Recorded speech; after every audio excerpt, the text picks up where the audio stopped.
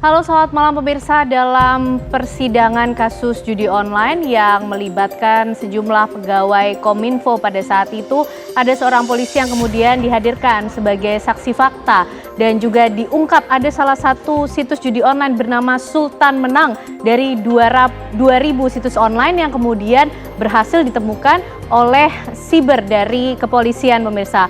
Lalu mengapa kemudian situs judi online ini menarik untuk diungkap? Siapakah kemudian yang berada di baliknya dan apa kemudian pula upaya-upaya yang bisa dilakukan untuk bisa melacak kemana kemudian aliran dana judi online ini pemirsa. Kami akan membahasnya untuk Anda di Apa Kabar Indonesia malam hari ini. Bersama saya Ken Ane. Dan bersama saya Vena Kintan, kami juga sudah menyiapkan beragam informasi menarik lainnya akan kami hadirkan dan menemani malam hari Anda selama 120 menit ke depan. Langsung saja kita mulai Apa Kabar Indonesia malam untuk Anda berikut ini.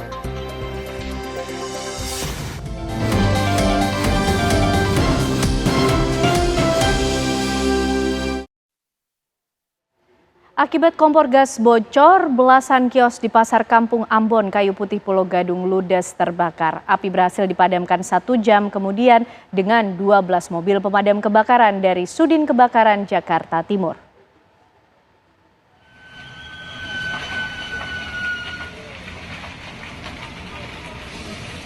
Pak, motor digeserin Pak, motornya Pak.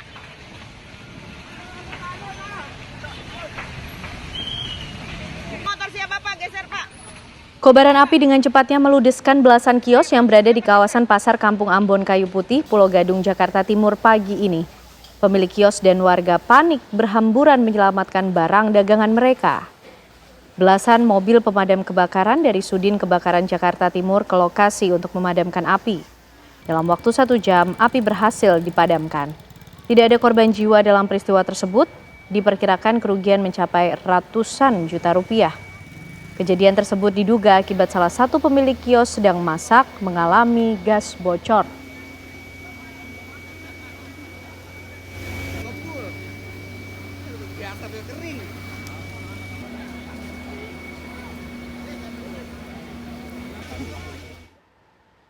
Kebakaran hebat ini kembali menghanguskan sejumlah rumah di Jalan Sabutung, Kota Makassar. Akibat insiden kebakaran tersebut, warga yang yakni nenek dan juga cucunya meninggal lantaran terjebak dalam rumah yang terbakar.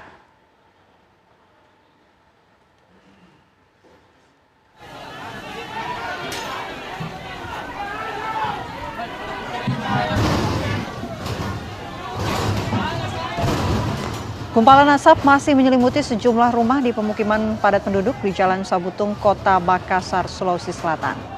Dalam insiden kebakaran yang menghanguskan sejumlah rumah tersebut, ada 2 orang nenek beserta cucunya tidak berhasil diselamatkan. Keduanya diduga terjebak dalam rumah dan tidak sempat menyelamatkan diri.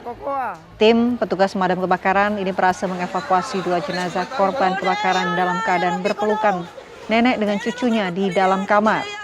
15 unit mobil pemadam kebakaran Kota Makassar yang dikerahkan ini langsung mengepung lokasi dan memadamkan sejumlah bahan bangunan yang masih mengeluarkan api. Pihak kepolisian ini masih menyelidiki insiden kebakaran tersebut yang mengakibatkan 2 warga meninggal dalam kebakaran tersebut. Sudah ditemukan 2 orang korban terjebak tadi, satunya. Ya, pemirsa, bencana tanah bergerak terjadi di Purwakarta, Jawa Barat. 48 rumah warga ini rusak parah dan 25 diantaranya ambruk. Tanah dan jalan pun mengalami penurunan sekitar 2 meter. Kondisi ini terjadi setelah wilayah ini terus diguyur hujan, menyebabkan kontur tanah labil dan mengalami pergerakan secara berkala. Desa Pasir Munjul, Kecamatan Sukatani, Purwakarta menjadi salah satu wilayah terdampak bencana pergeseran tanah. Pasca kejadian, warga bahu-membahu memindahkan perabotan rumah tangga yang bisa diselamatkan untuk dibawa ke lokasi yang lebih aman. Pergerakan tanah ini sudah terjadi sejak bulan April lalu. Dan bencana tanah bergerak yang paling parah terjadi pada 11 Juni 2025. Sedikitnya 48 rumah warga dalam 1 RT mengalami rusak berat, bahkan 25 rumah ambruk. Sampai saat ini pihak BPBD Purwakarta masih melakukan evakuasi terhadap korban maupun juga rumah-rumah yang terdampak karena pergerakan tanah masih terjadi.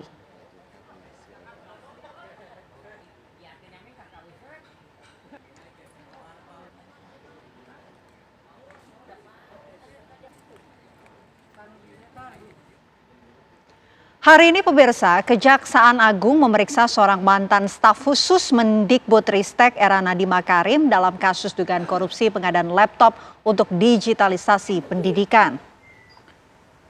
Ibrahim Arif, mantan staf khusus Mendikbudristek era Nadiem Makarim datang ke Kejaksaan Agung pada Kamis pagi.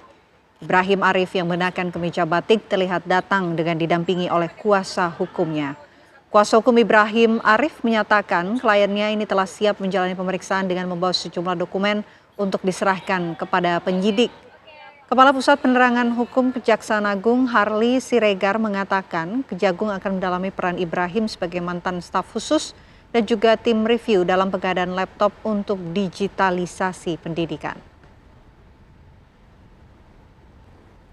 Baik rekan-rekan media bahwa benar penyidik sudah menjadwalkan pemeriksaan terhadap seorang saksi berinisial IA dan yang bersangkutan tadi pagi sudah memenuhi panggilan dari penyidik dan saat ini tentu pemeriksaan sedang berlangsung. Nanti kita melihat bagaimana perkembangan dari pemeriksaan, tetapi jika dikaitkan dengan posisi yang bersangkutan sebagai staf sus dan juga terkait dengan tim review dari kajian soal pengadaan Chromebook itu, maka penyidik akan lebih fokus terhadap peran yang bersangkutan di seputaran itu, ya kan? Bagaimana hal-hal yang dilakukan oleh yang bersangkutan sebagai ketua anggota tim dan saran-saran apa yang diberikan, termasuk bagaimana usulan-usulan sebelumnya dan prosesnya serta apa yang menjadi rekomendasi atau kesimpulan dari tim itu sehingga pengadaan Chromebook ini ya, dilakukan. Ya. Saya kira itu yang akan terus didalami, nanti kita tunggu perkembangannya. Ya pemirsa, kami ajak Anda bergabung dengan rekan kami Leo Sibarani yang saat ini sudah berada di Kejaksaan Agung Jakarta. Selamat malam Leo, bagaimana jalannya pemeriksaan terhadap mantan staf sus dari Nadiem Makarim atas nama Ibrahim Arif ini?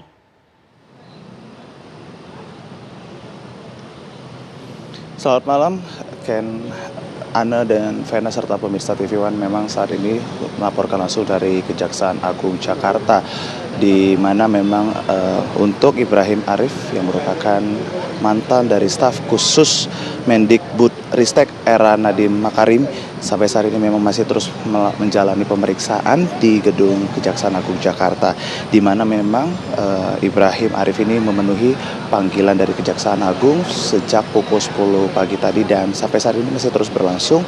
Kemudian juga Ibrahim Arif ini juga didampingi oleh pihak kuasa hukum dalam menjalani pemeriksaan hari ini. Adapun memang pemeriksaan hari ini merupakan terkait kasus dugaan korupsi pengadaan laptop untuk digitalisasi pendidikan. Kemudian Ibrahim Arif ini juga dilakukan pemeriksaan dalam kasus hal ini disampaikan langsung maksud kami yaitu oleh Kepala Pusat Penerangan Hukum Kejaksaan Agung yaitu Harli Siregar, di mana memang pemeriksaan ini dilakukan terkait dengan status Ibrahim sebagai mantan staf khusus dan juga tim review dugaan korupsi tersebut. Dan sebelumnya Ibrahim Arif ini juga sudah dilakukan penyidikan Capitsus Kejagung dan sudah memeriksa beberapa staf khusus lainnya, yaitu diantaranya Fiona, maksud kami yaitu pemeriksaan dari staf khusus lainnya yaitu Fiona Handayani pada Selasa kemarin. Kemudian ada pun Juristan yang merupakan staf khusus Nadiem ini absen dalam pemanggilan penyidik pada Rabu lalu dan akan terus dijadwalkan pemeriksaan selanjutnya pada tanggal 17 Juni mendatang. Kemudian memang perkara bantuan peralatan teknologi informasi dan komunikasi bagi satuan pendidikan terkait dengan dari tingkat dasar, menengah, dan juga atas. Dan juga memang kasus ini sudah naik sejak sudah ke tahap penyidikan, maksud kami itu sejak tanggal 20 Mei 2025, di mana memang diduga memaksakan spesifikasi Chromebook yang dimana memang di tahun 2019 ini sudah dilakukan uji coba penggunaan sebanyak 1.000 unit Chromebook, namun tidak efektif bagi sarana pembelajaran dikarenakan memang diketahui berbasis internet yang di seluruh wilayah Indonesia ini memang belum tersebar penggunaan internet tersebut, dan memang sampai saat ini kami juga akan terus menunggu update terkait dengan pemeriksaan Ibrahim Arif yang merupakan staf khusus dari Nadiem Makarim. Begitu, Vena, kembali ke studio. Baik, tentunya nanti kita akan update informasi terbaru dari sana. Terima kasih Leo Sibarandi atas laporan Anda langsung dari Gedung Kejaksaan Agung.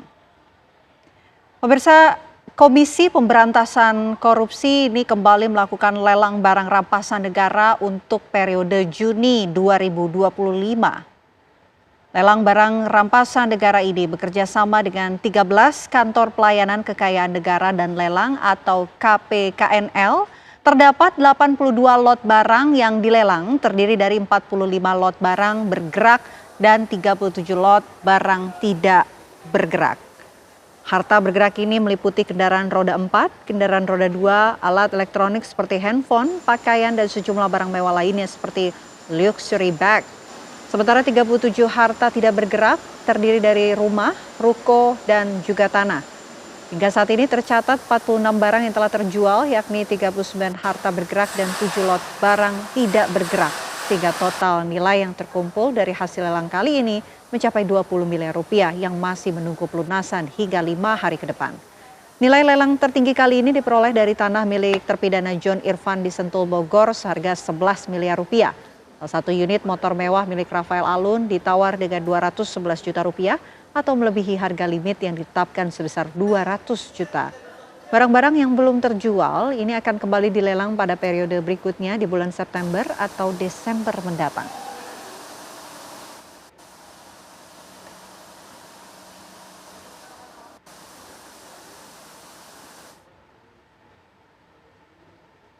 Sidang lanjutan Sekjen PDIP Hasto Kristianto, Jaksa Penuntut Umum KPK menghadirkan saksi ahli bahasa.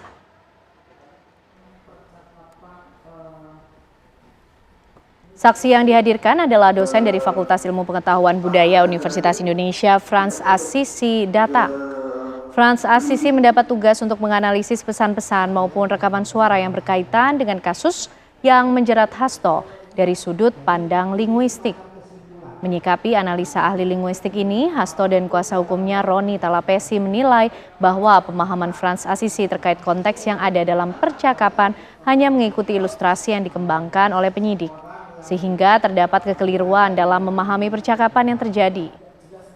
Di antaranya konteks bapak maupun oke sip yang dipahami oleh saksi ahli namun tidak sesuai dengan keterangan saksi fakta.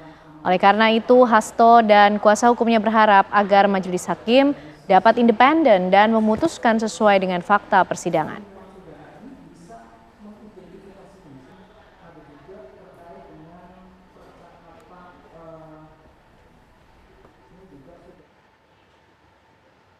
Hakim memutuskan menolak permohonan yang diajukan oleh teman-teman SMA Jokowi dalam sidang lanjutan permohonan gugatan intervensi di Pengadilan Negeri Solo.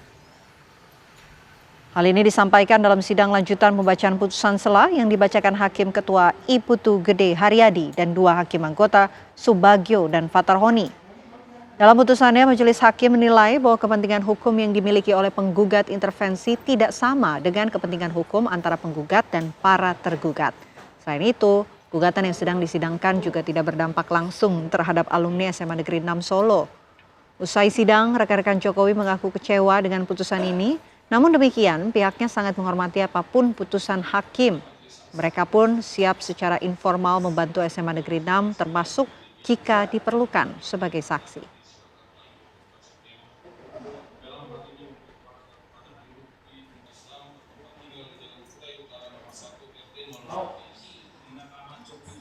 Menggunakan frontline news Roman sendiri baru difungsikan pertama Windows di tahun yang sama. Sementara sampul dan Ya, pemirsa, Presiden Prabowo Subianto resmi menaikkan gaji hakim di Indonesia. Kenaikan gaji hakim bahkan hingga 280%. Kami hadirkan informasi selengkapnya untuk Anda sesaat lagi.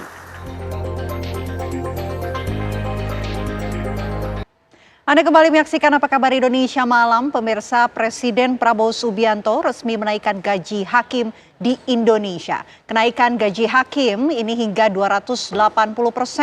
Pernyataan tersebut disampaikan Prabowo di acara pengukuhan hakim di Mahkamah Agung. Pemerintah hari ini melantik sebanyak 1.451 hakim Mahkamah Agung yang terdiri dari 4 kamar peradilan, mulai dari peradilan umum, agama, militer, hingga tata usaha negara. Menariknya, Presiden Prabowo di acara pengukuhan hakim di Mahkamah Agung di Gedung MA Gambir, Jakarta Pusat, Kamis siang, mengumumkan adanya kenaikan gaji para hakim di Indonesia hingga nyaris 3 kali lipat.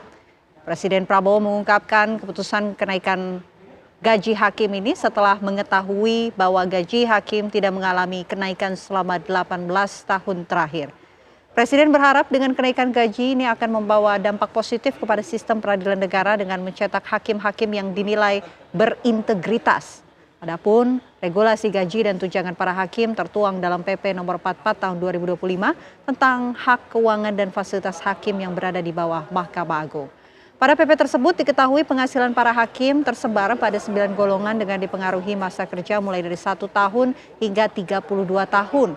Rinciannya mulai dari 2,7 juta rupiah hingga yang tertinggi 6,3 juta rupiah.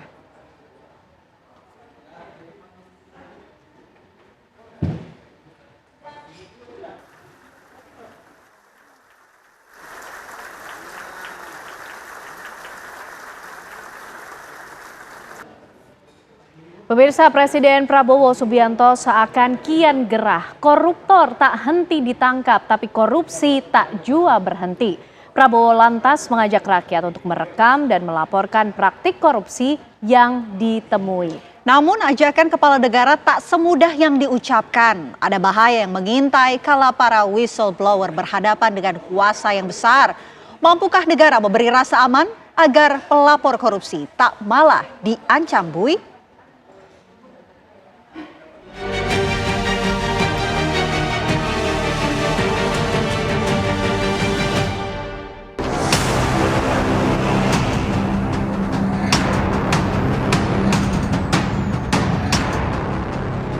Tidak boleh ada kemiskinan di Indonesia.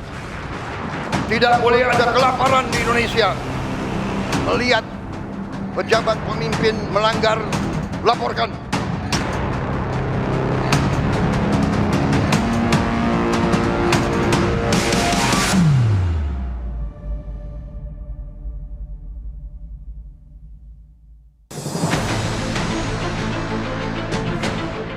Presiden Prabowo Subianto kembali menohok jantung persoalan negeri. Prabowo seakan kian gerah, koruptor tak henti ditangkapi, tapi korupsi tak jua berhenti. Prabowo mengakui saat ini masih banyak penyelewengan, korupsi, dan manipulasi di lingkungan pemerintahan yang menggerogoti negeri. Kepala negara lantas mewanti-wanti pejabat yang sibuk mengeruk uang rakyat bakal ditindak. Rakyat pun diajak untuk merekam dan melaporkan praktik korupsi yang ditemui.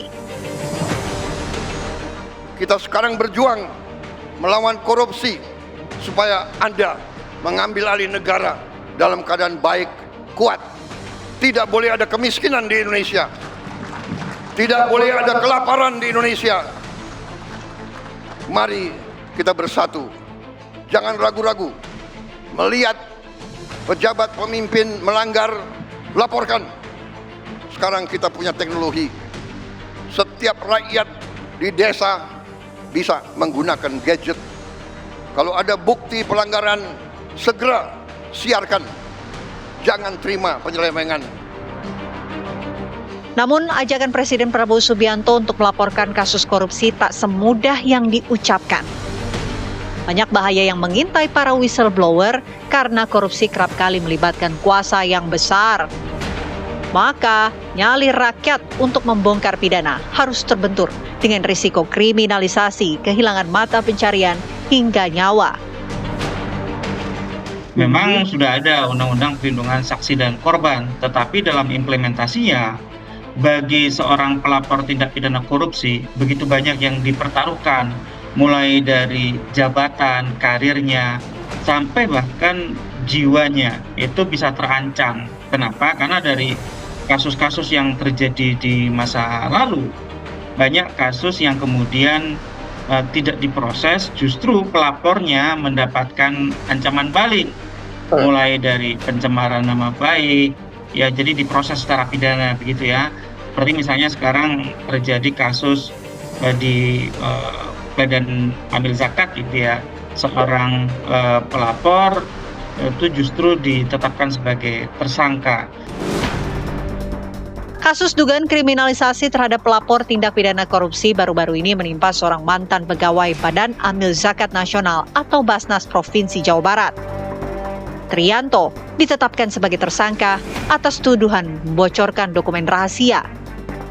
Ia dituding melakukan tindak pidana itu setelah melaporkan dugaan korupsi dana zakat senilai 9,8 miliar rupiah dan dana hibah APBD Pemprov Jawa Barat senilai 3,5 miliar rupiah.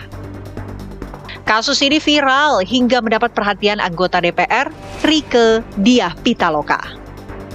Kepolisian bersikeras bahwa Trianto telah melakukan share informasi ilegal atas data Basnas Jawa Barat. Sementara, halo Ibu, pihak kuasa hukum menjelaskan bahwa data yang dibongkar oleh Mas Trianto ini adalah data terkait dugaan penyalahgunaan dana zakat di Basnas Jawa Barat dari tahun 2021 sampai 2023 senilai 9,8 miliar dan juga ada dugaan indikasi korupsi penyalahgunaan dana hibah dari Pemda Provinsi Jawa Barat di Basnas Jabat senilai 3,5 miliar rupiah. Yang menjadi laporan kami adalah bukan tentang dia menduga korupsi kami, bukan. Tapi adalah illegal akses dan juga manipulasi data. Dia mengakses secara ilegal data yang termasuk informasi yang dikecualikan sesuai Undang-Undang Keterbukaan Informasi Publik, dan yang kedua dia mengemas itu ya dengan asumsi dan opini, bahkan menutupi sebagiannya dan dia sebarkan ke LSM dan organisasi-organisasi yang lainnya. Perlindungan terhadap pelapor tindak pidana korupsi diatur dalam Undang-Undang Nomor 31 Tahun 2014 tentang perlindungan saksi dan korban. Namun pada praktiknya, perlindungan kepada para pelapor dan pelaku yang bekerja sama atau justice collaborator belumlah terjamin. Perlindungan tersebut hanya didasarkan pada peraturan bersama antara Kementerian Hukum dan HAM, Komisi Pemberantasan Korupsi KPK, Polri, Kejaksaan Agung, dan Lembaga Perlindungan Saksi dan Korban atau LPSK. Lantas, apa makna ajakan Prabowo bila tak diiringi dengan jaminan perlindungan bagi pelapor tindak pidana korupsi? Sekedar lip service. Pak Prabowo sebenarnya memberikan peringatan yang sangat jelas, clear begitu, dan keras.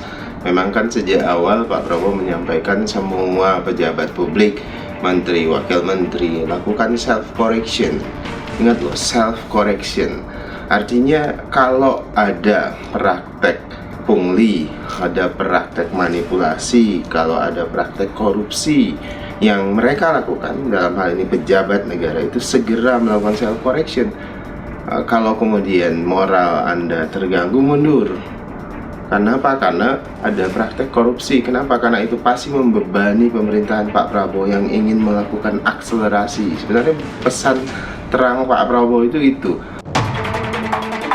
Upaya pemberantasan korupsi di Indonesia memang tidak akan berhasil tanpa adanya peran serta rakyat. Tapi yang tak kalah penting adalah kemauan aparat penegak hukum dalam menindaklanjuti laporan masyarakat itu. Kalau kita melihat histori dari beberapa penanganan perkara oleh KPK, cukup banyak ya perkara yang berangkat dari pengaduan masyarakat. Dan tentu KPK menyampaikan apresiasi itu kepada masyarakat. Dan yang kedua, penting juga kami sampaikan bahwa setiap laporan yang disampaikan oleh masyarakat, KPK selalu tindak lanjuti. Kemudian yang ketiga, KPK juga senantiasa menutup identitas dari para pelapor, sehingga kerahasiaan identitasnya bisa kita jaga untuk alasan keamanan. Kecuali pelapor sendiri yang mempublikasikannya kepada publik. Bukan soal rendahnya tingkat laporan dari masyarakat.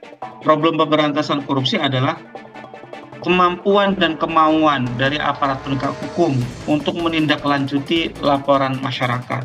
Aparat penegak hukum tentu tidak bisa bertumpu sepenuhnya pada apa yang diberikan oleh pelapor. Pelapor tentu akan sangat bagus kalau sudah memiliki alat-alat bukti lengkap. Tetapi kan tidak semua pelapor memiliki hal demikian. Ada pelapor yang baru memiliki informasi awal dalam bentuk indikasi-indikasi. Itu pun harus ditindaklanjuti oleh aparat penegak hukum. Memerangi korupsi adalah tanggung jawab bersama. Tak boleh ada kata takut untuk menangkap pemakan uang rakyat. Tapi negara harus hadir memberi rasa aman. Jangan sampai melibatkan rakyat memberantas korupsi justru menjadi ancaman bui.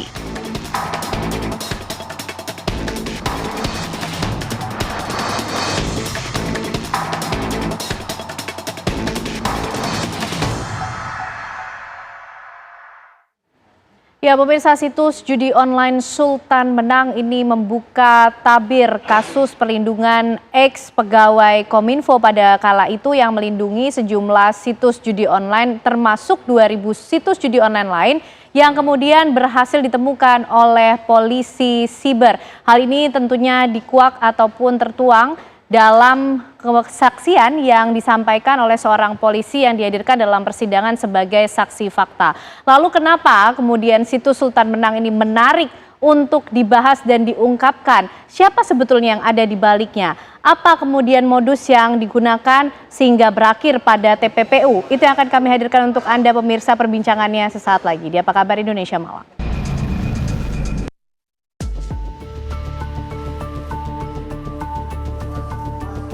Persidangan kasus judi online terus bergulir. Tabir mulai terungkap satu persatu.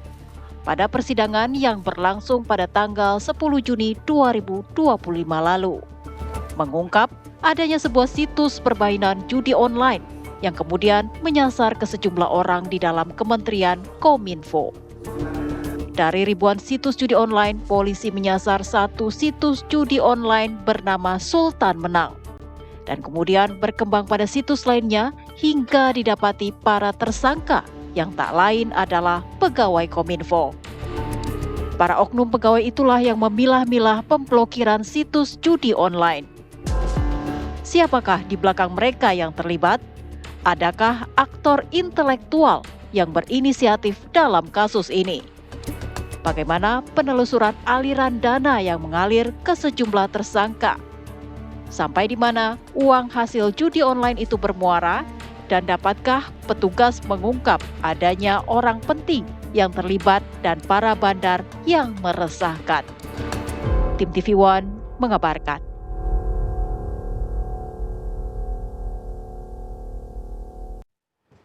Baik pemirsa, ini kemudian situs judi online Sultan Menang yang akhirnya mengungkap tabir adanya kemudian perlindungan yang diberikan dari ex-pegawai Kominfo kepada situs-situs judi online, termasuk ternyata ada 2.000 situs judi online lain yang kemudian ditemukan dalam patroli siber. Tapi yang menarik, kenapa kemudian situs Sultan Menang ini yang hadir di persidangan dan dibahas begitu mendalam? Apa sebetulnya yang terjadi, siapa kemudian tokoh-tokoh di baliknya, dan bagaimana kemudian penjelasan sehingga muncul 4 klaster termasuk tindak pidana pencucian uang. Malam hari ini kita akan membahasnya bersama dengan sejumlah narasumber yang sudah bergabung di Apa Kabar Indonesia Malam hari ini. Ada Kabareskrim Polri tahun 2008 hingga 2009, Pak Susno Duaji. Selamat malam Pak Susno. Selamat malam Mbak Ken, selamat ya, malam Pak? pemirsa. Terima Sehat. kasih sudah hadir di Apa Kabar Indonesia Malam, dan mantan Ketua PPATK ada Pak Yunus Hussein. Selamat malam Pak Yunus, terima kasih sudah bergabung kembali untuk membahas judi online lagi Pak Yunus. Dan juga bergabung melalui sambungan Zoom ada dari Komisi Kejaksaan Pak Pujiono Suwandi. Selamat malam Prof Pujiono. Selamat malam Mbak Gen, Oke. Prof Yunus, dan juga Pak Susno. Selamat malam. Pak Pujiono, selamat malam. Pak Susno, ini mungkin yang menarik karena polisi dihadirkan sebagai saksi fakta di situ ya. Dan dia mengungkapkan yang pertama ini situs Sultan Menang. Baru kemudian 2.000 situs online lainnya yang kemudian mengikuti. Kenapa sih Pak Susno yang diungkapkan begitu tebal di situ Sultan Menang? Jadi polisi dalam mengungkap ya suatu peristiwa, penyelidik dan penyidik itu kan ada banyak ini situs. Tentunya dipilih ya, skala prioritas gitu. Dia akan milih mana ini yang ikan besarnya. Ternyata diambil Sultan Menang. Ikan besar ini maksudnya apa, Pak Susno? Kalau diambil satu ini, dampaknya, side effect-nya besar. Akan membuat takut yang lain dan akan bisa mengungkap bahwa yang ini omsetnya besar. Yang ini dalangnya ada. Yang ini mungkin juga ada yang melindungi kita. Nah, sehingga daripada mengungkap yang cemen-cemen, lah ini kan yang besar, yang gede. Nah, tapi persoalannya kalau kita ikuti sidang saat ini belum terungkap tuntas. Ada nama-nama yang disebut tidak dihadirkan di sidang. Nah, ini yang menarik, Pak Susno. Dan ini publik berharap kepada siapa? Kepada hakim yang menyidangkan perkara ini. Nah, hakim kan bisa saja memerintahkan di situ. Ini beliau ini pakar hukum, ini atasan saya ini. Panggil atau jaksa perintahkan yang ini untuk diperiksa sebagai tersangka. Oh bisa wah perintah. Baik. Bisa. Ini menarik nih karena kemudian mungkin yang dimaksud ada nama Budi Ari di situ. Nah, kenapa kemudian ini tidak dipanggil di persidangan begitu ya Pak Susno ya? Ya, semestinya ya kalau clear and clean dipanggil atau tidak dipanggil justru menghadap saya ingin di-clearkan di sidang. Iya, saya udah di BAP juga katanya. Iya, sudah di BAP. Nama disebut di BAP, disebut di sidang. Jangan menolaknya itu di medsos. Menolaknya itu pakai teriak-teriak. Beliau ini pakar hukum, mestinya siap, saya akan hadir di sidang. Saya akan buktikan bahwa saya terlibat atau tidak. Nah, mungkin yang bisa menjawab Prof. Pujiono. Prof, ini kenapa kemudian nama yang sebetulnya sudah disebut-sebut tidak hadir juga di persidangan? Padahal hakim juga punya kemudian kewenangan untuk bisa memanggilnya, Prof. Pujiono. Ya, kalau jaksa itu kan dasarnya pada berkas yang diterima dari proses penyidikan ya. Dan kemudian setelah dinyatakan lengkap P21, jaksa berikut kemudian saksi maupun kemudian terdakwa, tersangka dulu ya, itu kemudian dilimpahkan ke pengadilan untuk kemudian jadi terdakwa. Nah, kita melihat dari berkas yang dilimpahkan itu ada 26 terdakwa yang kemudian dipisah-pisah menjadi 7 berkas. Dari 7 berkas itu 4 yang terkait dengan TPPU dan 3 yang terkait dengan Undang-Undang ITE kan. Nah, dari ke-7 berkas itu kalau dibaca-baca tidak ada satupun yang kemudian menyebut, bukan menyebut ya, tidak ada kemudian yang menjadikan Pak mantan menteri itu menjadi saksi. Itu satu. Meskipun kemudian ada 4 saksi setidaknya yang menyebut nama mantan menteri, Pak menteri itu, Pak mantan menteri itu yang kemudian disebut, tetapi dalam berkas ketika penyerahan tahap pertama maupun tahap kedua, Pak mantan menteri Kominfo itu tidak kemudian disertakan karena tidak pernah dijadikan saksi meskipun disebut. Nah, oleh karena itu berdasarkan berkas yang diterima dan kemudian saksi-saksi yang kemudian diterima oleh kejaksaan, ya kejaksaan menyampaikan itu ke pengadilan sesuai dengan berkas dan apa yang kemudian diterima oleh kejaksaan. Nah, kalau toh kemudian pengembangan kasus ini mau diarahkan ke atas misalnya, ya itu tergantung. Sekarang kan yang punya wewenang adalah hakim. Nah, hakim bukan lagi jaksa kan. Ya, di pengadilan yang punya kewenangan adalah hakim. Hakim kemudian bisa saja kemudian memerintahkan kepada jaksa untuk kemudian memanggil menghadirkan Pak mantan Menkominfo itu sebagai saksi di persidangan.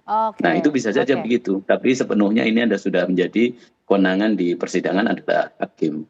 Demikian. Berarti bisa ya Prof, ketika kemudian awalnya ini tidak tercatat sebagai saksi, tapi hakim punya kewenangan penuh ketika kemudian merasa membutuhkan informasi atau keterangan dari mantan Menkominfo tersebut, begitu Prof? Ya, sepenuhnya ini hakim. Tapi kalau kemudian kewenangan di jaksa kan sudah selesai, semua saksi dihadirkan, terdakwa kemudian dibawa, itu sudah selesai di pengadilan. Itu sudah, tetapi kemudian mau pengembangan kasus ini, kewenangan di pengadilan ini sudah menjadi palunya hakim. Oke, baik Prof.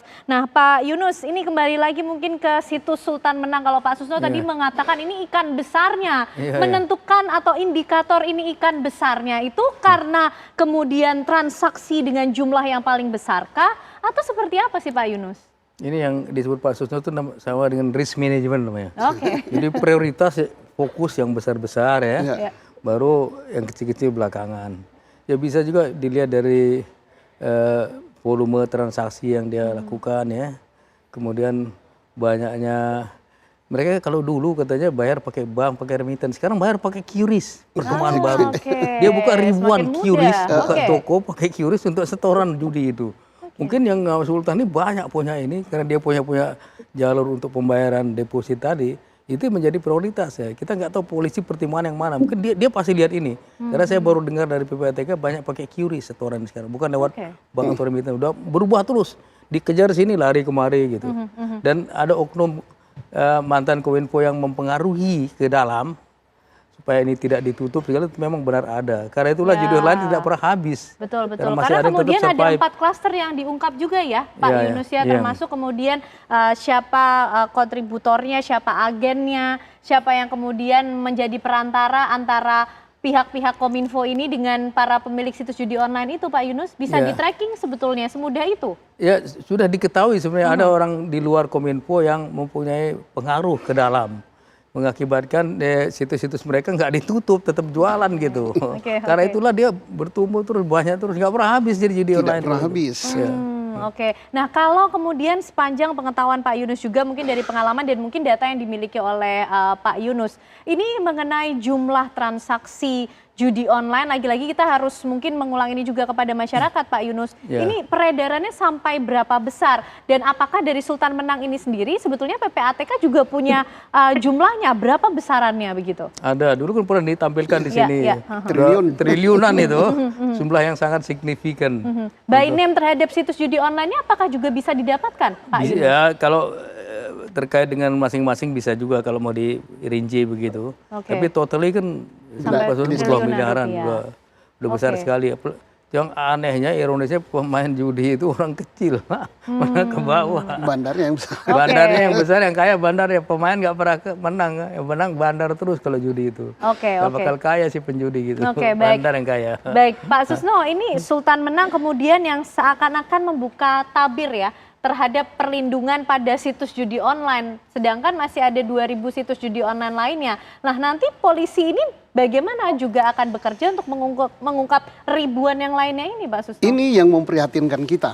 Pemainnya kata Pak Yunus tadi dari anak-anak ya, sampai orang-orang miskin dan sebagainya. Dan sekarang kalau tidak punya duit bisa dengan pinjol. Pinjol pinjol itu sulit dibayar, dia mainkan di judi online, ya tambah anjlok. Nah, banyak orang stres, banyak yang tambah miskin. Berapa omsetnya? Triliun. Nah, kita prihatin lagi kenapa? Ini perintah presiden, sejak presiden terdulu berantas judi online. Dibentuk Satgas. Dan PPATK udah kerja serius. By name namanya ada. Anggota DPR sekian, pegawai negeri sekian, rakyat sekian, ada. Dan memberantas judi online ini jauh lebih gampang daripada memberantas judi di rumah. Di rumah main QQ kayak gitu susah karena ada di Medan, ada di Ambon. Kenapa menjadi sulit, Pak? Ada di Glodok mungkin juga. Ada di Glodok, di mana-mana. Sulit kalau itu kan, terpecah-pecah tidak jadi satu. Tapi kalau ini paling gampang. Judi itu pasti ada sarananya. Sarananya apa? IT, rekening, duit. Nah, kalau ini dibekukan, IT-nya dibekukan, situsnya dibekukan, rekeningnya dibekukan, bermain di QRIS, pasti ada caranya bagaimana untuk mencegah di QRIS. Dan namanya kan sudah jelas siapa yang main. Betul. Pegawai berapa, pejabat berapa, polisi berapa, tentara berapa, ada semua namanya. Jadi juga ada ketahuan kan? Ada ketahuan di PPATK. Jadi kenapa susah? Nah, kita juga malu. Kenapa di negara tetangga nggak ada judi online? Kenapa di Malaysia nggak ada? Ya kalau di sini yang harus memberantasnya, yang harus membekukan situs itu justru dihadirkan di sidang. Nah, kita bertanya kepada hakim.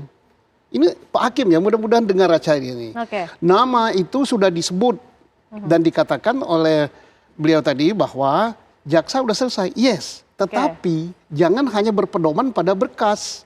Keterangan yang benar, keterangan saksi itu bukan yang diberikan di kantor polisi.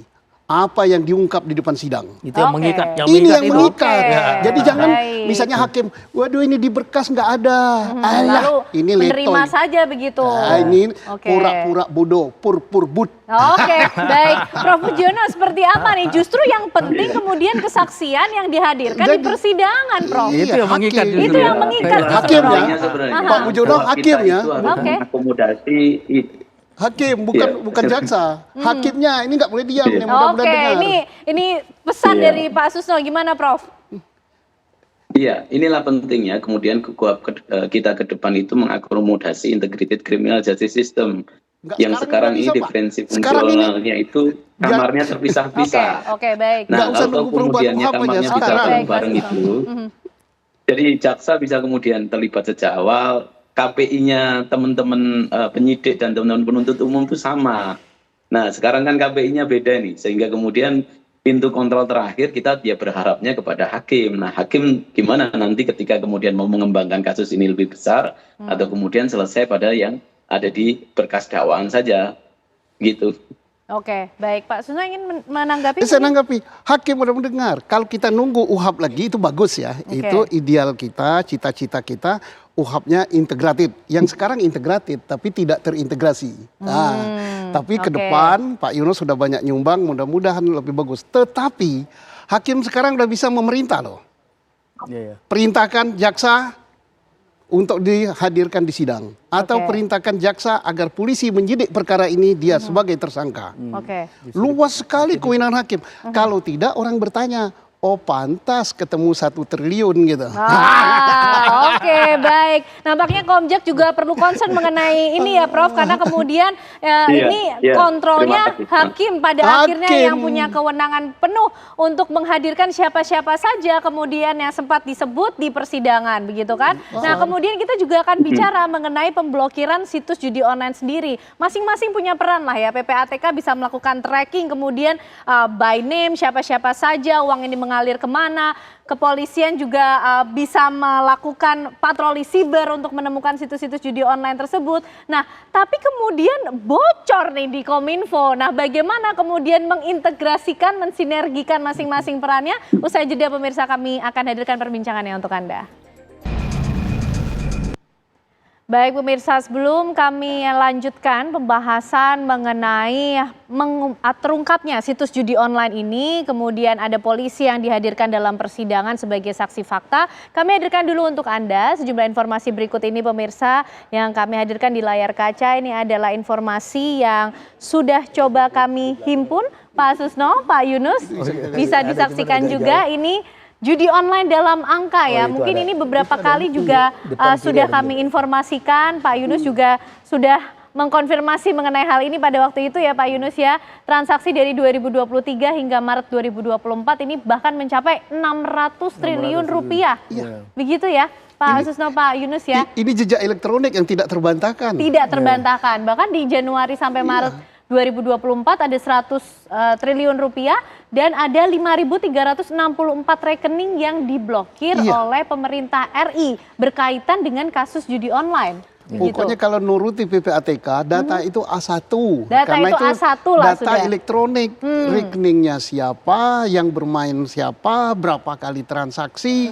Sudah jelas semua tertera di situ ya Pak Tinggal Susno? sekarang mau apa enggak. Nah, berbicara mau atau tidak, ini menjadi penting karena pada Juli 2023 sampai Mei 2024 ada 1.904.246 situs yang diblokir. Tapi nampaknya juga tidak langsung mematikan kasus judi online tersebut di Indonesia. Ada Pak Susno. yang diblokir mati, ada yang setengah mati, ada yang tidak diblokir. Nah, itu dia. Ada yang setengah mati, kemudian ada yang tidak diblokir. Artinya kan pertanyaannya pengawasannya seperti apa? Karena ada 32,2 juta pemain yang teridentifikasi. PPATK pasti juga punya data mengenai hal ini ya Pak Yunus ya. Bahkan mungkin yang bermain itu profesinya, backgroundnya apa saja, begitu kan? Bisa terbaca ya Pak Yunus ya? Baik. Dan inilah pemirsa informasi yang coba kami himpun untuk Anda. Ada 3,2 juta pemain yang bermain di atas Rp100.000.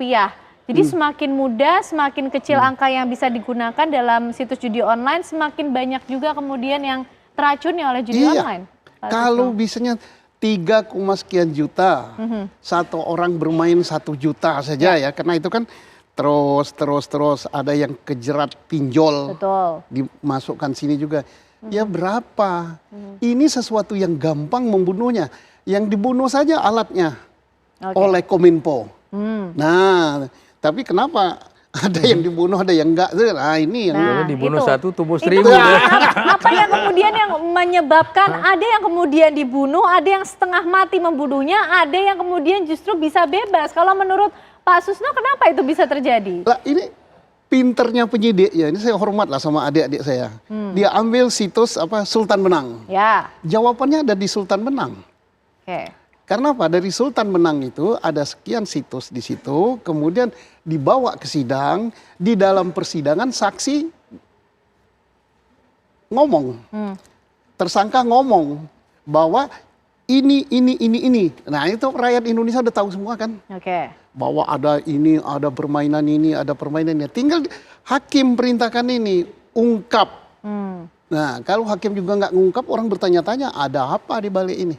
Nah, sekarang bola di tangan hakim. Ada apa atau ada siapa di balik ini gitu Pak Susno? Bola di tangan hakim sekarang. Oke. Kayaknya perlu diungkap siapa yang berpengaruh kepada Komdigi sehingga Komdigi tidak memblok sebagian itu sehingga mereka tutup berkembang. Ada orang luar yang cukup berpengaruh yang membuat itu diblokir. Nah kalau menurut Pak Yunus ini bocornya di mana sih Pak? Karena kalau menurut data kan PPATK sebetulnya punya semua datanya. Polisi juga bisa melakukan perannya kan Pak Susno, melakukan patroli siber, ditemukan terbukti 2000 lebih situs judi online. Ini missnya di mana Pak Yunus sehingga kok masih banyak situs judi online yang bisa melenggang, kemudian banyak korban begitu?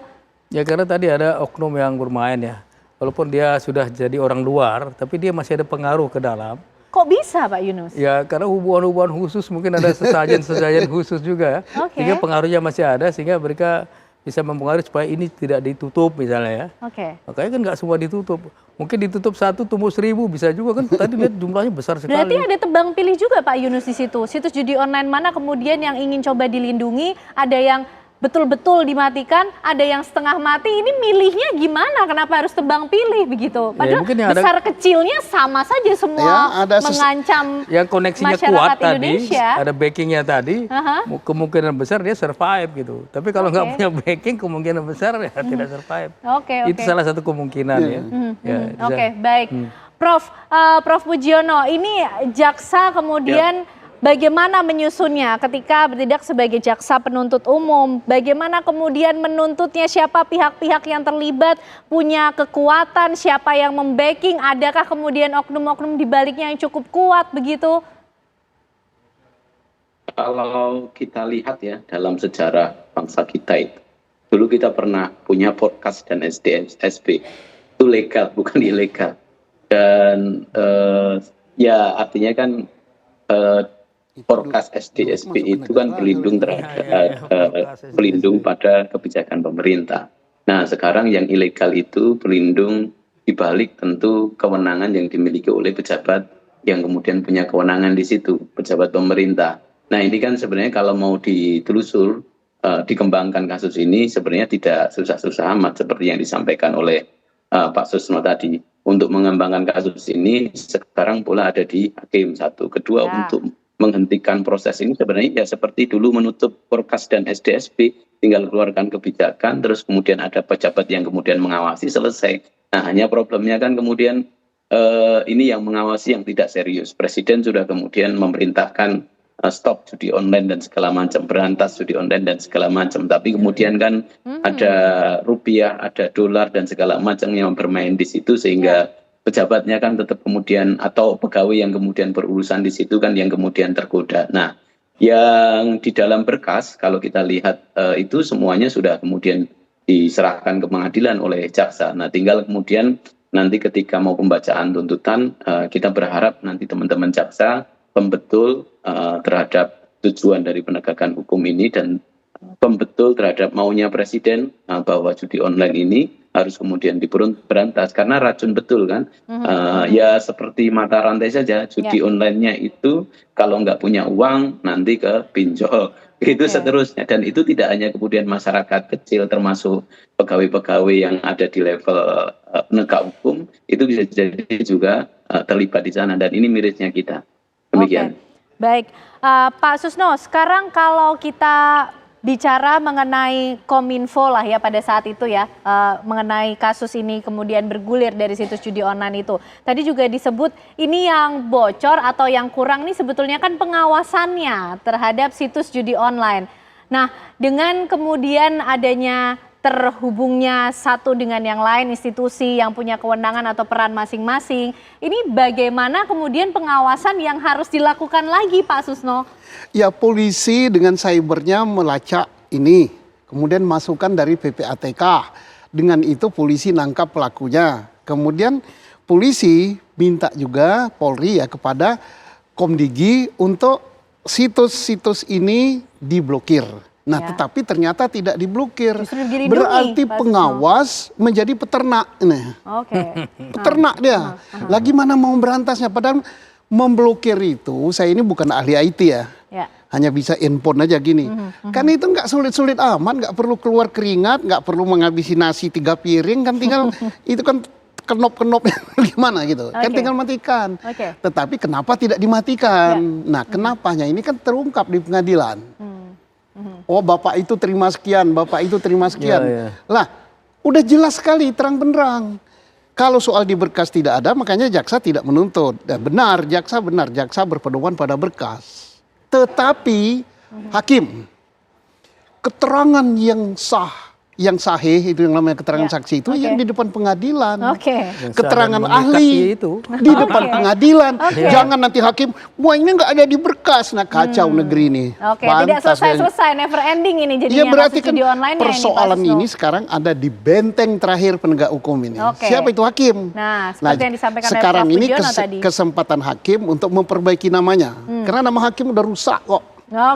Baik. Pak Yunus, kalau dari pandangan Pak Yunus, ini pengawasannya sekarang tuh seperti apa sih Pak Yunus melihatnya di Komdigi yang sekarang? Sudahkah kemudian ada progres begitu kan dari yang dulu Kominfo dengan mantan menterinya yang saat ini juga kita masih tunggu bagaimana kemudian sejauh mana akan memberikan keterangankah di persidangan atau tidak. Tapi kemudian pihak-pihak mana lagi yang mungkin harus ditambahkah kewenangannya atau seperti apa Pak Yunus? Ya kan mereka secara internal punya pengawas juga, eksternal juga ada. Tapi saya perlu juga menekankan civil society, netizen itu perlu dilibatkan di dalam mengawasi. Karena kita nggak bisa percaya sepenuhnya. Kenapa? Dengan cara seperti apa? Ya Civil dibuat society bisa ikut terlibat. transparan lah semua proses itu sehingga mereka tahu. Kalau ada yang menyimpang dia ingatkan ini menyimpang, ini harus diluruskan ya. Misalnya ada yang belum tadi Pak sebut, ada yang sudah disebut di sidang nggak dipanggil ya. Netizen bisa mengingatkan juga gitu. Kalau ini terlalu ringan misalnya, wah ini enak bener, udah banyak kok ringan atau misalnya bebas. Jadi netizen itu kuat sekali. Kalau dia dibuat transparan, dia tahu dan dia bisa mendorong proses itu. Disitulah demokrasi dalam penegakan hukum itu salah satu itu.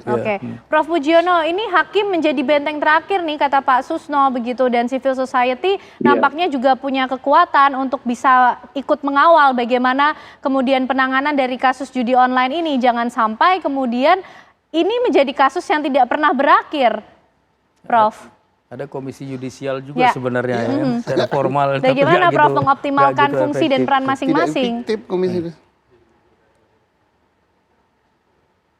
Prof. Budiono?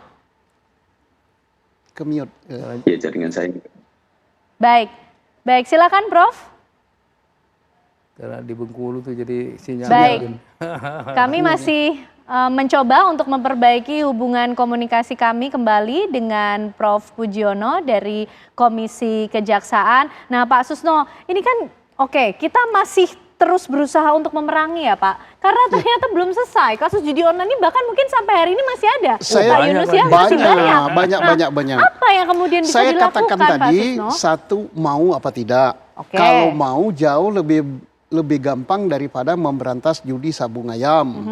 Jauh lebih gampang daripada memberantas judi pakau yang di dalam rumah. Karena ini kan sarananya itu kan sarana jaringan IT kan. Kemudian ditambah rekening kan. Ditambah lagi alat pembayaran berupa QRIS, berupa gitulah ya. Nah, sekarang itu udah diketahui semua, nomor rekening sudah jelas. Siapa nama pemilik rekening sudah jelas. Pasangnya berapa, namanya siapa dan sebagainya. Data di KYC-nya kan sudah ada kan. Nah, tinggal bekukan sarananya. Nah, bekukan sarananya siapa? Kementerian Komdigi kan? Komdigi sekarang. Dia. Nah, kalau sekarang dia nggak bekukan, dia yang jadi pemain. Nah, mudah-mudahan Bu Menteri sekarang, Bu Mutia tahu bahwa masih ada judi online. Nah, berarti masih ada bocor di dalam itu. Langsung aja copot-copot aja. Nah. Oke, baik Pak Susno. Dan Prof Pujiono sudah kembali tersambung bersama kita. Prof Pujiono, tadi lagi-lagi kemudian diingatkan oleh Pak Susno, hakim menjadi benteng terakhir ini di persidangan. Kesaksian-kesaksian, keterangan di persidangan itu justru yang mengikat. Nampaknya kita juga masih penasaran. Ada kemudian nama-nama, sebut saja mantan Menteri Kominfo yang ikut disebut-sebut, tapi sampai sekarang kita belum mendengar keterangannya, Prof. Jangan sampai kemudian ini hilang saja tanpa keterangan yang jelas, karena publik juga menantikan. Publik juga bisa ikut mengawal, Prof, mengenai hal ini. Partai netizen. Ya, pertama tadi disampaikan oleh Pak Yunus, no viral, no justice ya. Tapi saya percaya kok pada hati nurani, khususnya hakim-hakim kita, masih ada hakim-hakim yang cukup baik, cukup kompeten, dan itu banyak jumlahnya. Dan kita berharap juga hakim yang menangani kasus ini memiliki panggilan nurani yang cukup kuat, sehingga kasus ini bisa terbuka terang. Tapi yang jauh lebih penting adalah di Kementerian Komdigi sekarang, ya mau apa tidak, untuk kemudian jangan sampai penegakan hukum itu menjadi solusi. Kita berharap bahwa proses pencegahan yang itu harus kemudian jadi alat untuk kemudian menjadi obat utama, bahwa ya oke lah, pekerjaannya itu tidak terlalu sulit kok, bahwa data-data yang dari cyber kepolisian, juga data-data dari OJK, PPATK itu bisa kemudian jadi referensi, khususnya dari kepolisian, untuk kemudian situs-situs yang terafiliasi atau yang langsung terkait dengan judi online diblokir. Itu sudah selesai semuanya. Tapi sekali lagi, ini tinggal kemauan kita semuanya. Oke, baik. Jadi bukan lagi kemudian pihak-pihak yang punya kewenangan yang hanya bisa memerangi judi online, tapi negara betul sedang memerangi judi online. Kita akan bahas lagi, pemirsa, kemana kemudian kita bisa mengejar bandarnya, atau usaha seperti apa yang bisa dilakukan untuk betul-betul menyudahi kasus judi online ini, pemirsa. Usai jeda kami kembali untuk Anda. Baik pemirsa, kembali kita akan lanjutkan pembahasan kita. Nampaknya judi online tidak hanya menjadi sekedar PR ataupun tantangan yang dihadapi sejumlah pihak, tapi negara betul-betul harus hadir memerangi judi online ini. Pak Yunus, artinya apakah perlu sampai memburu kemana bandarnya, atau justru kuncinya tidak di situ, Pak Yunus? Kan tadi ada pemain ya yang cukup banyak, itu dia banyak dalam negeri. Bandar juga ada, tapi yang saya dengar bandar itu banyaknya di luar. Karena sudah menyangkut jurisdiksi negara lain, tingkat kesulitannya lebih susah. Karena jurisdiksi berbeda, jadi perlu mutual legal assistance, meminta bantuan penegak hukum di sana. Dan belum tentu juga hasilnya sesuai dengan yang kita harapkan. Makan waktu juga, ya ada makan biaya. Dua-duanya perlu digarap ya, perlu. Teman tingkat kesulitan lebih tinggi kalau di luar, karena jurisdiksi penyidik kepolisian itu lebih terbatas. Minta tolong negara lain, penegak hukum sana. Jika kerjasama di dalam harus mutlak. Artinya kalau kemudian memburu bandarnya ini kan tingkat kesulitannya mungkin cukup tinggi ya? Nah, yang bisa kita mulai dulu, dilakukan dari dalam negeri sendiri dulu, Pak Yunus, apa kemudian? Ya mungkin ada pencegahan buat masyarakat yang main-main. Sebenarnya penjudi pun bisa dipidana kan Pak Susno, kan 303 atau itu bisa. Dan selama ini penjudi itu lebih banyak dianggap sebagai korban saja. Dianggap sebagai korban terus gitu. Pemain kena. Dia pemain bisa kena kalau menurut undang-undangnya. Baik. Pak Susno gimana melihatnya nih? Jadi target kita ya, kita targeting dulu. Pertama, hentikan judi online, itu dulu. Nah, hentikannya caranya apa? Ya gampang, tadi udah dikatakan, alatnya disita gitu kan. Sistemnya ya. Sistemnya dimatikan. Situsnya dimatikan. kemudian data-data di rekeningnya yang sudah terdaftar sekian juta tadi dibekukan. Nah, kemudian setelah itu tidak ada lagi judi online, baru ditangkapi. Nah, tangkapi siapa? Ya mulai dari siapa yang melindungi, ya kan? Kemudian setelah itu baru nanti mereka yang berada di luar negeri diamin aja dulu daripada susah. Nanti kan pulang juga dia kan. Anak bininya ada di sini. Jangan dikejar-kejar nanti bekas dia begitu Termasuk pulang. sampai pada tingkat pelaku judinya sendiri. Ya, ambil contoh sendiri. beberapa. Kalau diambil semua, nanti dibuatin penjara segede Jawa Barat nggak muat. Baik Pak Susno, Pak Yunus, Prof Pujiono. Tapi kita punya informasi ini dulu nih, karena tadi disinggung juga mengenai pelaku judi online ini juga harus ditangkap, tidak diperlakukan sebagai korban gitu ya Pak Yunus. Nah, ini ada ayah penyanyi cilik Farel Prayoga yang harus berurusan dengan polisi karena terlibat kasus judi online, pemirsa. Penyanyi cilik yang melejit lewat lagu Ojo Dibandingke kala itu yang mungkin masih Anda ingat pemirsa, pulang kampung ke Banyuwangi, Jawa Timur setelah mendengar kabar ayahnya ini diamankan pihak kepolisian oleh Mapolres Banyuwangi. Joko Sutoyo ditangkap di rumahnya di Desa Kepundungan, Kecamatan Srono pada Selasa pagi. Akibat perbuatannya ini, pria ini terancam dengan hukuman penjara maksimal 10 tahun. Ya, dia pemain judi ini Pak Yunus. Ternyata kemudian juga polisi sudah bergerak gitu ya, bertindak menangkap para pelaku. Ada dasar hukumnya dan itu yang harus dioptimalkan Pak Susno. Bandar kena, pemain kena, orang yang menyediakan tempat kena, orang yang ngelindungi kayak yang di Komdiji tadi kena, backing kena. Nah, semuanya sebetulnya kalau sudah ada duitnya pasalnya. hasil judi tadi ngalir ke sana, itu kerjaannya Pak Yunus PPATK. Misalnya saya diam di rumah, dikasih duit hasil judi online. Nah, ini duit haram ini. Ya, betul. TPPU kena. Betul. Disebut juga sudah klaster TPPU. Sebenarnya hukumnya sudah lengkap itu. Tinggal sekarang mau apa tidak. Nah, karena ini kan mengenakan kan. Baik, Prof Pujiono, nampaknya ini bukan PR yang sulit kok. Hukumnya sudah mengatur semuanya. Tinggal mau atau tidak ini Pak. Nah, hakim berada di lini terakhir untuk kemudian ikut berkontribusi memerangi judi online ini. Prof Pujiono, apalagi kemudian yang bisa diupayakan? Saya tanya kepada teman-teman jaksa, ada kendala nggak dalam menangani ini? Sampai sejauh ini, tidak boleh teman-teman jaksa, sampai sejauh ini tidak ada kendala. Artinya pertama hubungan relasi dengan teman-teman penyidik berjalan sangat harmonis. Terus kemudian melimpahkan berkas ini ke pengadilan. Juga menurut keterangan dari teman-teman kejaksaan tidak ada intervensi dari manapun. Jadi ini clear bahwa Presiden kan maunya jelas. Kalau kita lihat bahwa memang pemberantasan judi online ini ya diharapkan bisa kemudian bisa paripurna kan begitu. Nah, tinggal kemudian kan proses ini sekarang kan sudah ada di pengadilan.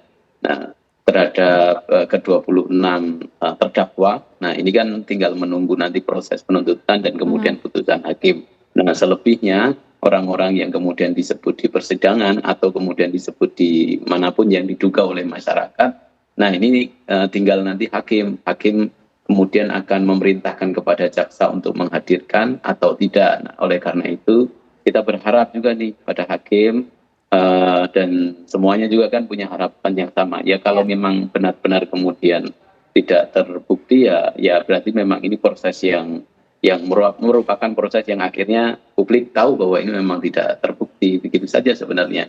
Sehingga sekali lagi polanya sekarang ada di hakim. Nah, polanya sekarang di hakim, jaksa sudah kemudian melimpahkan berkas termasuk kemudian terdakwa itu ke pengadilan. Nah, saksi-saksi yang di luar berkas yang ingin dipanggil itu tergantung perintah hakim. Hakim mau memanggil siapapun dan nanti jaksa yang akan berusaha untuk menghadirkan. Oke, baik. Tidak sulit kok untuk memberantas judi online ini sebetulnya, tinggal mau atau tidak. Masing-masing pihak punya tanggung jawab dan juga perannya masing-masing, termasuk juga masyarakat, begitu ya Bapak-Bapak semuanya. Harus masyarakat turut serta untuk memerangi judi online ini. Baik, terima kasih semua Bapak-Bapak malam hari ini sudah bergabung bersama kami di Apa Kabar Indonesia Malam. Pak Susno, Pak Yunus, Prof Pujiono juga sudah bergabung di Apa Kabar Indonesia Malam. Ya, terima kasih Prof. Pak Yunus, selamat malam. Dan usai jeda pemirsa Apa Kabar Kabar Indonesia Malam masih akan kembali hadir untuk Anda dengan informasi dari penyidik Kejaksaan Agung yang menyita sejumlah aset milik PT Orbit Terminal Merak. Penyitaan terkait dengan perkara korupsi dalam tata kelola minyak mentah dan juga produk kilang. Kami hadirkan informasinya untuk Anda usai jeda. Anda kembali menyaksikan Apa Kabar Indonesia Malam. Pemirsa, pemotor yang merupakan warga Bogor tewas usai ditabrak mobil box di Jalan Raya Transyogi Cikeas, Kecamatan Gunung Putri, Kabupaten Bogor, Jawa Barat. Pengendara motor yang merupakan bapak dan anak diduga ditabrak sebuah mobil box putih yang menyalip kendaraan lain. Naas sang bapak Andre meninggal di tempat kejadian, sedangkan anak korban mengalami patah tulang. Polisi yang datang ke TKP ini langsung mengevakuasi korban ke Rumah Sakit Tamrin Cilengsi. Sementara itu, tim unit Laka Gakum Cilengsi Polres Bogor yang baru tiba di lokasi kejadian ini langsung melakukan olah TKP dan mengevakuasi korban ke rumah sakit dan juga motor korban diamankan ke pinggir jalan.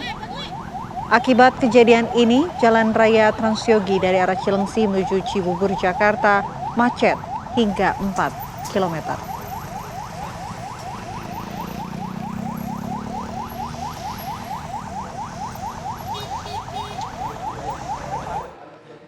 Akibat kompor gas bocor, belasan kios di Pasar Kampung Ambon, Kayu Putih, Pulau Gadung ludes terbakar. Api berhasil dipadamkan 1 jam kemudian dengan 12 mobil pemadam kebakaran dari Sudin Kebakaran Jakarta Timur.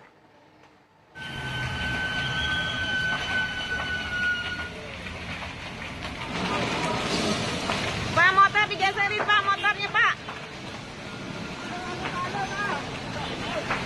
Kobaran api dengan cepatnya meludeskan belasan kios yang berada di kawasan Pasar Kampung Ambon, Kayu Putih, Pulau Gadung, Jakarta Timur pagi ini. Pemilik kios dan warga panik berhamburan menyelamatkan barang dagangan mereka. Belasan mobil pemadam kebakaran dari Sudin Kebakaran Jakarta Timur ke lokasi untuk memadamkan api. Dalam waktu 1 jam, api berhasil dipadamkan. Tidak ada korban jiwa dalam peristiwa tersebut dan diperkirakan kerugian mencapai ratusan juta rupiah.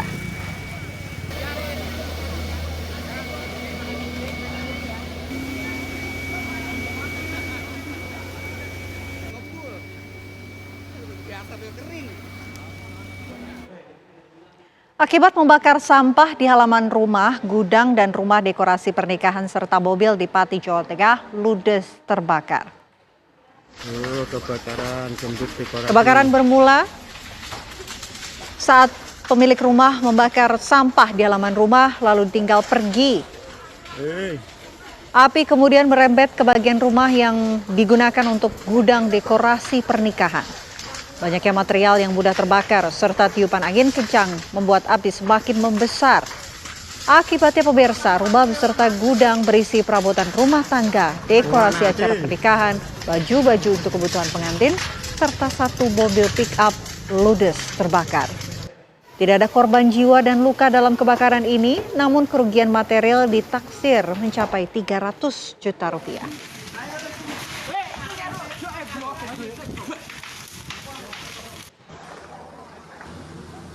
Butuh bantuan, supply. Satuan Reserse Kriminal Polres Purworejo, Jawa Tengah berhasil mengungkap kasus peredaran uang palsu dan menangkap 1 pelaku yang beraksi di wilayah hukum Polres Purworejo. 1 pelaku BWFS 24 tahun yang masih berstatus mahasiswa beralamat di Dusun Gentawangi, Kabupaten Banyumas, Jawa Tengah ini diamankan bersama barang bukti upal sejumlah sekitar Rp4.450.000 dengan uang palsu pecahan 100 ribuan dan 50 ribuan. Kapolres Purworejo AKBP Andri Agustiano dalam jumpa persnya ini menyampaikan uang palsu didatangkan tersangka dari Bandung, Jawa Barat sejak 2024 hingga kini transaksi jual beli yang dilakukan sudah sebanyak 9 kali. Dalam jaringan ini, penyedia uang palsu di Bandung memanfaatkan jasa pengiriman untuk mendatangkan barang bukti tersebut ke Purworejo. Polisi saat ini sudah mengamankan uang palsu sebagai barang bukti dan saat ini masih terus mendalami kasus untuk mengungkap jaringan pelaku lainnya, termasuk pemasok utama.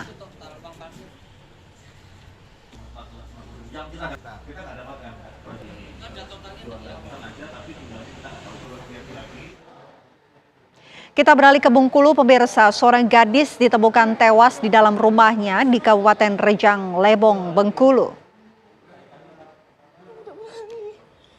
Tangisan histeris keluarga pecah saat menemukan Resma Reta. Gadis yang berusia 23 tahun ini tergeletak di ruang tengah rumahnya dengan sejumlah luka akibat senjata tajam.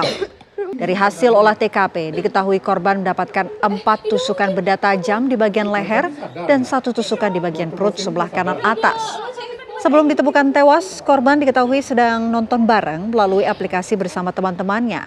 Tak selang beberapa lama, rekan korban mendengar teriakan minta tolong. Merasa curiga salah seorang teman korban ini langsung datangi kediaman korban dan mendapati korban telah tergeletak di ruang tengah rumahnya dengan kondisi bersimbah darah. Pelaku diketahui juga membawa kabur laptop milik korban serta sejumlah barang berharga lainnya. Keluarga berharap pihak kepolisian segera mengungkap dan menangkap pelaku serta memberikan hukum berat kepada pelaku.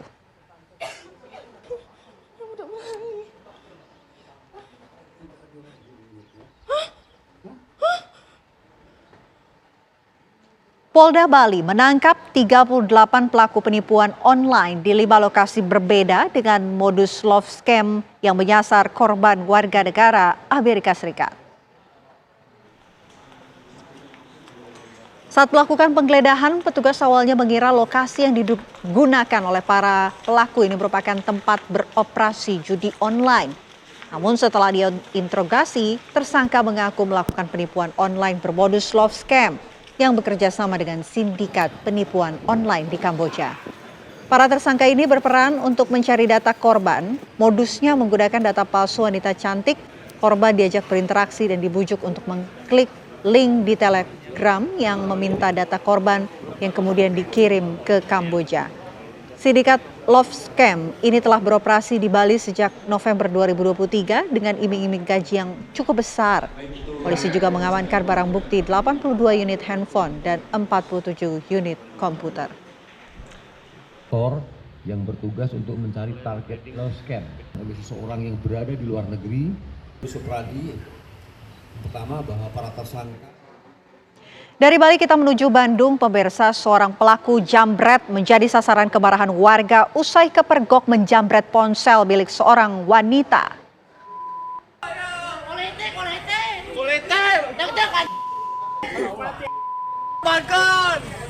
Kepergok menjambret handphone milik seorang wanita, pelaku jambret babak belur dihajar massa. Peristiwa ini terjadi di kawasan Dayeuhkolot, Kabupaten Bandung, Jawa Barat. Dalam melakukan kejahatannya, pelaku bernama Fabrian Sitindaun ini tidak beraksi seorang diri. Ia menjambret dibantu satu rekannya, namun rekan Fabrian berhasil kabur. Fabrian bersama temannya merampas ponsel seorang wanita yang sedang berdiri di bahu jalan. Korban yang melawan lalu berteriak meminta tolong. Mendengar teriakan korban, massa pun berdatangan dan mengejar pelaku.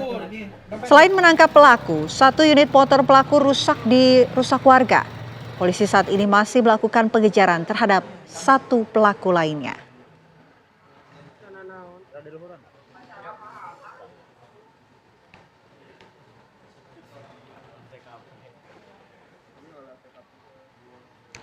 Penyidik Kejaksaan Agung menyita sejumlah aset milik PT Orbit Terminal Berak. Penyitaan terkait perkara korupsi dalam tata kelola minyak mentah dan produk kilang di lingkungan Pertamina yang diduga merugikan keuangan negara. Penyidik Kejaksaan Agung menyita aset 2 bidang tanah milik PT OTM di Serang, Banten dengan total luas lebih dari 222.000 meter persegi. Di atas lahan tersebut berdiri 15 tangki penyimpanan minyak dengan kapasitas beragam, mulai dari 7.000 hingga 22.000 kiloliter. Aset lainnya yaitu 2 jeti dengan kapasitas maksimal 133.000 dan 20.000 metrik ton, serta 1 unit SPBU. Menurut penyidik Kejaksaan Agung, seluruh aset tersebut adalah hasil kejahatan. Namun demi untuk menjaga keseimbangan distribusi energi nasional, operasional fasilitas PT Orbit Terminal Berak tetap berjalan. Untuk itu, seluruh aset dan fungsi operasional PT OTM sementara akan dikelola oleh PT Pertamina Patradiaga yang secara resmi akan diserahkan penyidik melalui Badan Pemulihan Aset Kejaksaan Agung RI.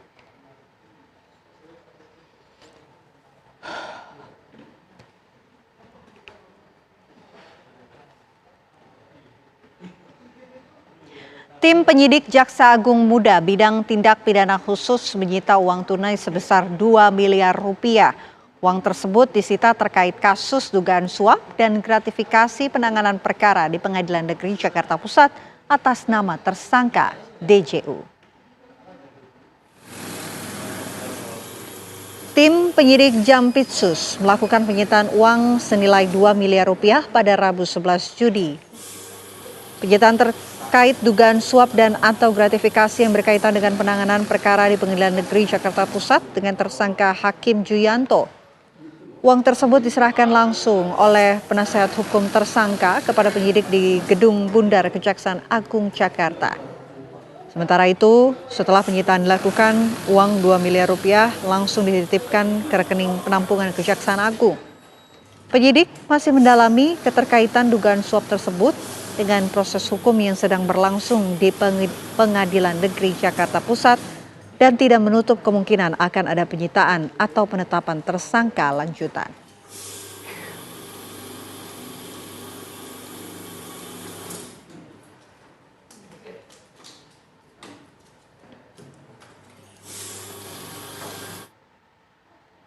Viral pemirsa, puluhan emak-emak dan anak-anak panik ketika terjebak di dalam lift RSUD Syariah Ambawi Rato Ebuh Bangkalan saat hendak menjenguk keluarganya yang sakit. Lift yang tiba-tiba macet saat mau naik ke atas disebabkan kelebihan beban. Yang harganya ratusan juta hampir 1 miliar ini rusak dalam sekejap. Pasalnya, lift yang harusnya diisi 10 orang malah diisi hingga 20. Beginilah rekaman kamera ponsel warga saat kepanikan 20 orang emak-emak termasuk anak-anak yang terjebak dalam lift menuju kamar pasien di RSUD Syarifah Ambami Rato Ebuh Bangkalan yang viral di media sosial. Satu persatu emak-emak keluar dari dalam lift dibantu beberapa petugas rumah sakit. Dengan memegangi daun pintu lift yang macet, salah satu gedung ruangan pasien RSUD Syarifah Ambami Rato Ebuh Bangkalan.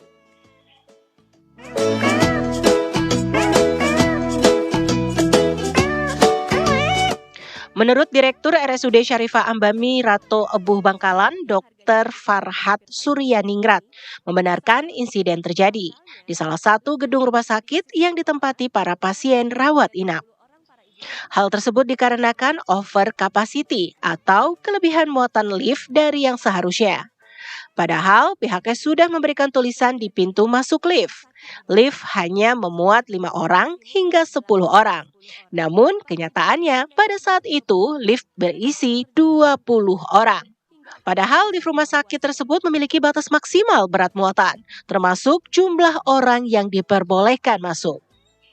Para keluarga pasien tidak mengindahkan imbauan petugas sehingga menyesaki ruangan lift dan mengakibatkan mesin serta daun pintu lift macet beberapa saat lamanya.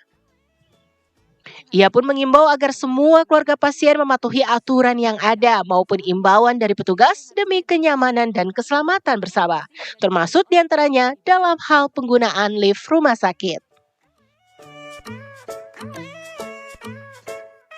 Kita dari manajemen rumah sakit berharap untuk teman-teman pengunjung, keluarga pasien itu mematuhi aturan yang ada di kita. Jadi misalnya untuk jam besuk, sesuaikan dengan jamnya, kemudian keluarga yang bisa membesuk di dalam kamar. Yang terpenting juga yang masuk ke lift. Jadi kan kalau masuk ke lift melebihi kapasitas nanti bisa terjadi yang seperti viral kemarin. Jadi Sebuah jet militer Myanmar jatuh pada Selasa di Sagaing, wilayah Myanmar Tengah yang tengah dilanda konflik bersenjata. Kami hadirkan informasi selengkapnya untuk Anda.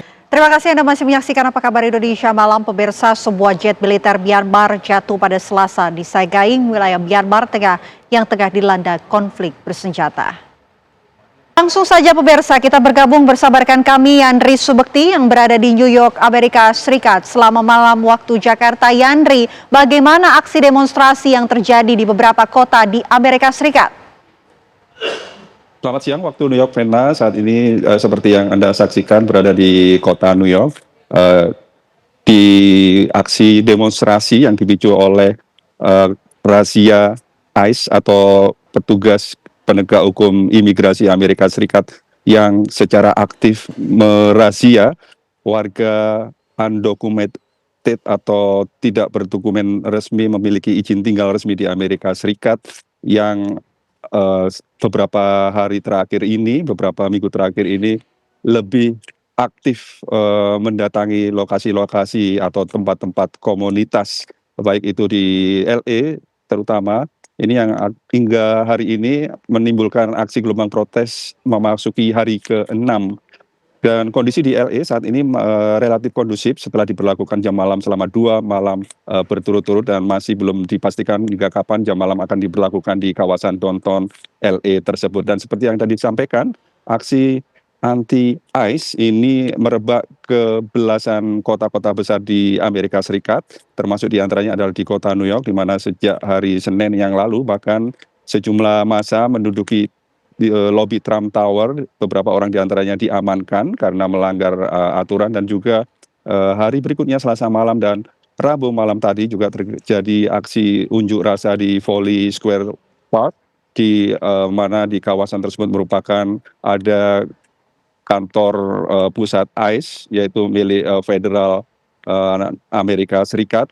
Dan kemarin sekitar 2.500 di malam pertama, namun tadi malam tidak seberapa ramai, tidak seberapa banyak, dan sekitar 86 orang terpaksa diamankan pada hari pertama, dan tadi malam sudah sangat berkurang. Sebagian besar yang diamankan adalah mereka yang melanggar aturan, tidak bisa diarahkan karena melewati pagar yang bisa ditolerir oleh para demonstran.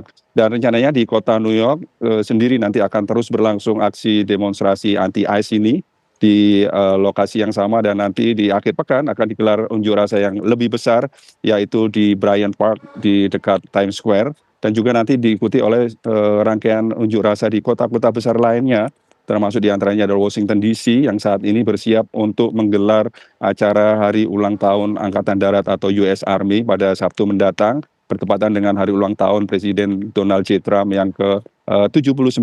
Dan rencana nanti aksi demonstran tersebut di sana akan berlangsung dengan damai dan aman. Dan juga saat ini seperti yang rekan-rekan atau di media diberitakan, unjuk rasa yang menyebar ini diakibatkan akan aksi atau tindakan polisi penegak hukum imigrasi Amerika Serikat yang lebih agresif dan juga mengancam atau merasa teror bagi warga Amerika Serikat. Dan ini khusus yang di Los Angeles ini adalah merupakan menunjukkan konflik antara pemerintah federal dan juga pemerintah negara bagian, karena Presiden Trump mengarahkan militer tanpa persetujuan gubernur atau pemerintah negara bagian, dan ini akan diambil tindakan hukum, di mana nanti akan mulai digelar pengadilan agar pemerintah federal menarik atau membatalkan pengiriman militer di kawasan Los Angeles tersebut. Kembali ke studio, Vena. Pemirsa, sebuah pesawat penumpang Air India yang membawa 244 orang jatuh pada hari Kamis di kota Ahmedabad, India, bagian barat laut. Kami hadirkan informasi berikutnya untuk Anda, pemirsa. Ini kerusuhan kembali terjadi di kota Ballymena, Irlandia Utara. Kerusuhan berawal dari protes terkait dugaan pelecehan seksual di kota. Kabar dari Irlandia tadi, pemirsa, sekaligus menutup perjumpaan kita di Apa Kabar Indonesia Malam. Saya Vena Kintan. Dan saya Kenana, pemirsa, beserta teman-teman yang bertugas di Apa Kabar Indonesia Malam pamit undur diri. Sesaat lagi program Dua Sisi akan hadir menemani Anda bersama dengan Arif Fadil dan juga Aditya Nugroho yang akan membahas mengenai Jokowi bakal jadi ketum parpol. Sesaat lagi pemirsa akan hadir untuk Anda. Kami dari Apa Kabar Indonesia Malam pamit. Selamat malam, sampai jumpa.